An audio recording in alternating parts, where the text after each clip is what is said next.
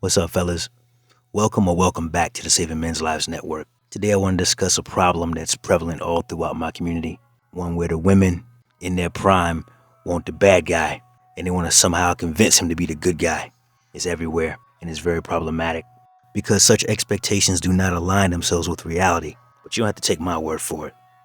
Roll the clip. Wait a minute, that's corporate, but thuggish, but did a little time, but are reformed, that been a thought, but want to be in love now. Where y'all at? Please tap in. Please tap in. Y'all smoking crack! Something is wrong with you people! Couldn't have said it better myself. Y'all hit that like button.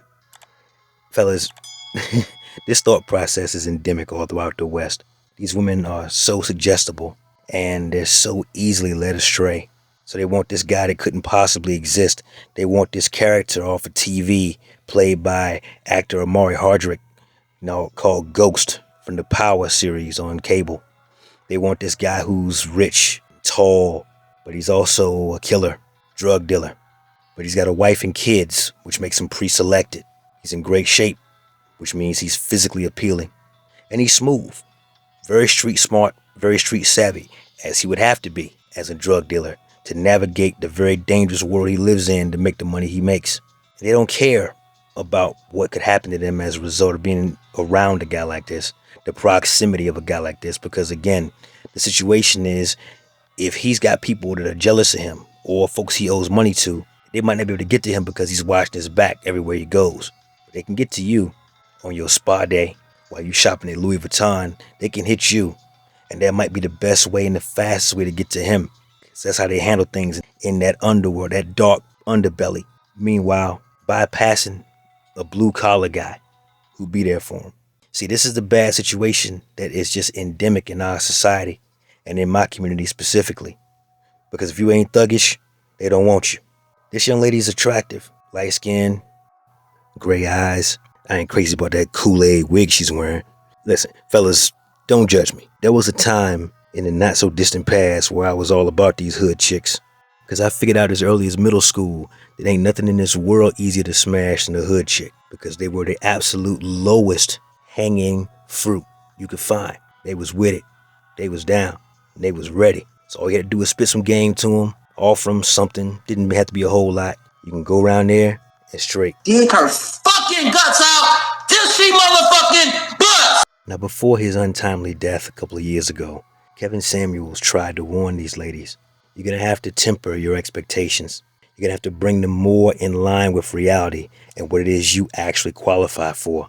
Not every woman deserves a high-value man. There simply aren't enough to go around. And even fewer women, especially here in the West, have actually done the work necessary to be valuable to such a man.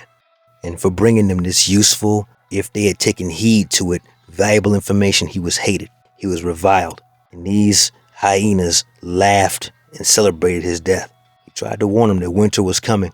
And in fact, comedian Carlos Miller spoke about this in a podcast appearance he had a couple years back. Check this out.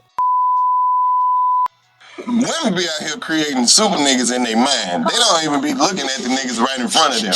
That's the difference between men and women. We see who here. Right. Women down here think it's a unicorn nigga with long dick and a lot of money and a weekend house, and this nigga write poetry and draw, he a thug and fight and lift weights and do pork. You crazy? You gonna meet this nigga with a lace front on? And the thing is, I don't even think Carlos knows the chick in the top of the video. It's just that mindset is that mind virus is everywhere. From sea to shining sea, up north, and way down south where he's at.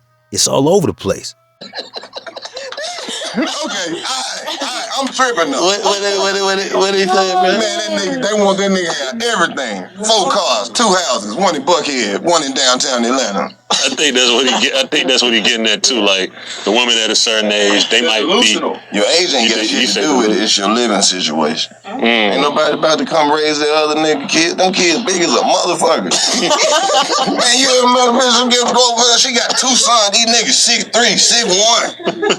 Walking around eating noodles and shit all day. How old is he? He ain't but 13. That nigga is a fucking prospect. He don't play no ball in that. He just play the game. You doing a terrible job. That nigga is a linebacker. I hadn't even considered that part, but yeah, if she's got kids, man, that's another wrinkle you may have to consider and make allowances for. If you ain't ready, don't play in that sandbox. Man, if you get to arguing with their mama, these big ass niggas jump the fuck at you. That's the truth. He's speaking the truth. They think y'all in there fighting. Y'all talking about the game. Hey, don't talk to my mama and shit like that. You can't whoop these young niggas, man. The other shit he was saying is that if you what he say about the career women? The women that chase their career and basically saying stop fucking broke women. I'm sorry to cut you. I've seen that episode though. I'm sorry.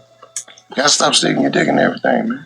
Oh, he be talking to dudes he too? He told the girl that. He said, how tall are you? She said, I'm about 5'3". He said, what you weigh? She said, 220. He said, see, you the same size as Emmitt Smith. And you out here talking about men that shit big as a planet. She hung up. He said, actually, he came back the next week. He said, actually, you're bigger than Emmitt Smith. He wasn't but 212. Oh, good one. He be saying some shit, man, that don't nobody want to hear. I just don't want nobody to think that that's the end of, like that's the final say. So there's always hope. Let nobody tell you shit, man. Yeah. Niggas like all kind of women. Yeah. And you ain't got to be high value. It's a nigga somewhere that like women with 4, 5 kids. I want them kind of nigga though. Shit. That's what he's saying. They don't want them kind of nigga. Hey, man. That's what I'm saying. They delusional. Yeah.